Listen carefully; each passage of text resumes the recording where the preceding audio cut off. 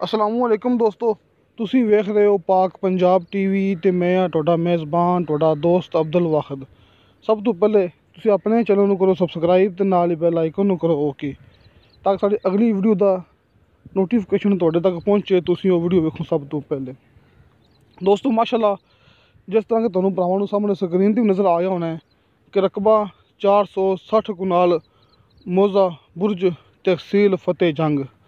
ਦੋਸਤੋ ਇਸ ਇਲਾਕੇ 'ਚ ਕੋਹਾਟ ਸ਼ਹਿਰ ਦੇ ਬਿਲਕੁਲ ਕਰੀਬ ਮੇਨ ਕੋਹਾਟ ਰੋਡ ਤੋਂ ਸਿਰਫ 1.5 ਕਿਲੋਮੀਟਰ ਅੰਦਰ ਆ ਕੇ, ਦੋਸਤੋ ਮੇਨ ਕੋਹਾਟ ਰੋਡ ਤੋਂ ਸਿਰਫ 1.5 ਕਿਲੋਮੀਟਰ ਅੰਦਰ ਆ ਕੇ ਕੋਹਾਟ ਸ਼ਹਿਰ ਦੇ ਬਿਲਕੁਲ ਕਰੀਬ ਇੱਥੇ ਆਪਣੇ ਕੋਲ 460 ਕੁਨਾਲ ਇਜ਼ਰਾਈ ਵੀ ਅਤੇ ਕਮਰਸ਼ੀਅਲ ਵੀ ਆਪਾਂ ਤੁਹਾਨੂੰ ਭਰਾਵਾਂ ਨੂੰ ਦਿਖਾਵਾਂਗੇ ਕਿ ਇਸ ਰਕਬੇ ਦੇ ਸਾਹਮਣੇ ਆਪਣਾ ਰਕਬਾ ਨਜ਼ਰ ਆ ਰਿਹਾ ਹੈ 460 ਕੁਨਾਲ।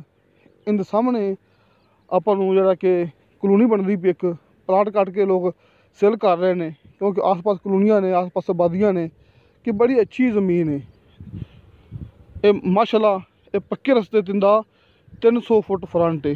ਦੋਸਤੋ ਇਹ ਜ਼ਮੀਨ ਦਾ 300 ਫੁੱਟ ਫਰੰਟ ਹੈ ਇਸ ਲਿੰਕ ਰੋਡ ਦੇ ਉੱਪਰ, ਜਿਹੜਾ ਕਿ ਮੇਨ ਕੋਹਾਟ ਰੋਡ ਤੋਂ ਸਿਰਫ 1.5 ਕਿਲੋਮੀਟਰ ਸਫ਼ਰ ਤੋਂ ਆ ਰਿਹਾ ਹੈ। ਕਿਸੇ ਪਾਸੇ ਕੱਚਾ ਰਸਤਾ ਨਹੀਂ ਹੈਗਾ, ਪੱਕਾ ਅਤੇ ਕਲੀਅਰ ਰਸਤਾ 300 ਫੁੱਟ ਦਾ ਫਰੰਟ।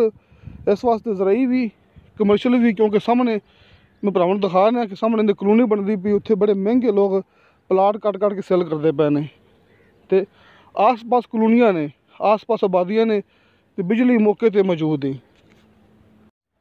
ਅਤੇ ਦੋਸਤੋ ਜਿਸ ਤਰ੍ਹਾਂ ਕਿ ਭਰਾਵਾਂ ਨੂੰ ਪਤਾ ਹੈ ਕਿ ਫਤਿਹ ਜੰਗ ਵਾਲੀ ਸਾਈਡ ਤੋਂ ਭਾਈ ਹਮਾਦ ਸਾਹਿਬ ਜਿਹੜੇ ਕਿ ਆਪਣੇ ਬੜੇ ਅੱਛੇ ਦੋਸਤ ਨੇ, ਇਹ ਭਾਈ ਹਮਾਦ ਸਾਹਿਬ ਨੇ ਇਹ ਰਕਬਾ ਆਪਾਂ ਨੂੰ ਸੈਂਡ ਕੀਤਾ ਹੈ, ਆਪਾਂ ਨੂੰ ਵਟਸਐਪ ਕੀਤਾ, ਅਤੇ ਮੈਂ ਆਪਣੇ YouTube ਚੈਨਲ 'ਤੇ ਅਪਲੋਡ ਕੀਤੀ ਹੈ ਨਾ। ਤੁਹਾਨੂੰ ਉਹਨਾਂ ਦਾ ਨੰਬਰ ਵੀ ਨਜ਼ਰ ਆ ਜਾਏਗਾ ਸਕਰੀਨ 'ਤੇ, ਤੁਸੀਂ ਆਪਣੀ ਮੂਵੀ ਦੇਖਣੀ ਐਂਡ ਤੱਕ। ਵੇਖੋ ਦੋਸਤੋ ਆਪਾਂ ਦਿਖਾ ਰਹੇ ਹਾਂ ਕਿ ਬਿਲਕੁਲ ਕਰੀਬ ਇਹਦੇ ਇਹ ਆਬਾਦੀਆਂ ਨੇ, ਇਹ ਕਲੋਨੀਆਂ ਨੇ ਇਸ ਰਕਬੇ ਦੇ ਬਿਲਕੁਲ ਕਰੀਬ। ਦੋਸਤੋ ਜਿਹੜਾ ਰਕਬਾ ਹੈਗਾ ਇਹਦੇ ਬਿਲਕੁਲ ਕਰੀਬ ਕਲੋਨੀਆਂ ਨੇ, ਆਬਾਦੀਆਂ ਨੇ। ਇਸ ਤੋਂ ਇਲਾਵਾ ਰਕਬੇ ਦੇ ਬਿਲਕੁਲ ਸਾਹਮਣੇ ਬਾਕਾਇਦਾ ਕਲੋਨੀ ਕੱਟੀ ਗਈ ਹੈ, ਉੱਥੇ ਪਲਾਟ ਮਹਿੰਗੇ ਸੇਲ ਹੋ ਰਹੇ ਨੇ ਕਿ ਆਪਾਂ ਇਹ ਰਕਬਾ ਜ਼ਰਾਈ ਦਾ ਇਸਤੇਮਾਲ ਕਰ ਸਕਦੇ ਹਾਂ ਅਤੇ ਆਪਾਂ ਇੱਥੇ ਕਲੋਨੀ ਕੱਟ ਕੇ ਵੀ ਸੇਲ ਕਰ ਸਕਦੇ ਹਾਂ, ਕਿਉਂਕਿ 300 ਫੁੱਟ ਦਾ ਫਰੰਟ ਹੈ ਇਸ ਜ਼ਮੀਨ ਦਾ।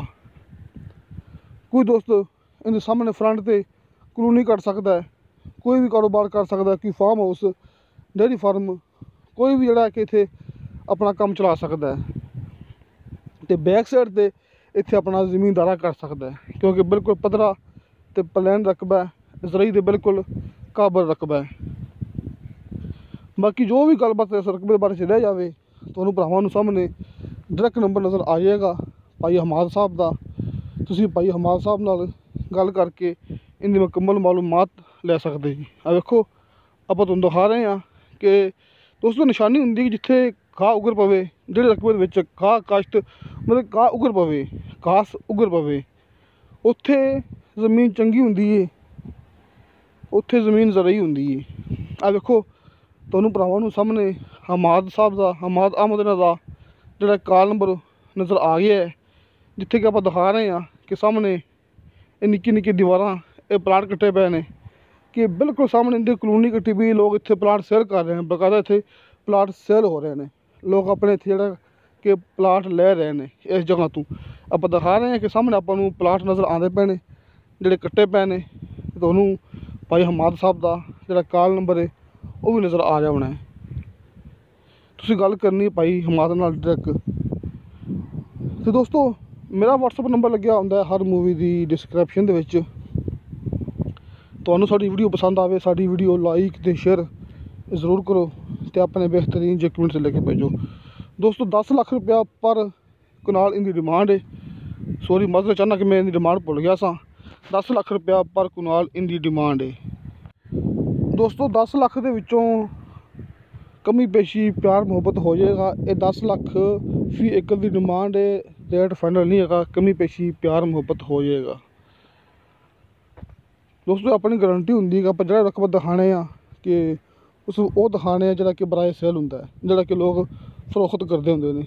ਲੇਕਿਨ ਗੱਲ ਹੈ ਕਿ ਤੁਸੀਂ ਗੱਲ ਕਰਨੀ ਹੈ ਭਾਈ ਹਮਾਦ ਨਾਲ, ਕਿਉਂਕਿ ਮੌਕੇ 'ਤੇ ਮੌਜੂਦ ਨੇ, ਉਹਨਾਂ ਨੂੰ ਬਿਹਤਰ ਪਤਾ ਹੈ ਕਿ ਕਿਉਂਕਿ ਮੈਂ ਉੱਥੇ ਮੌਕੇ 'ਤੇ ਮੌਜੂਦ ਨਹੀਂ ਹੈਗਾ। इंशाअल्लाह ताला मिलेंगे अगली वीडियो ते। खुदा हाफिज़।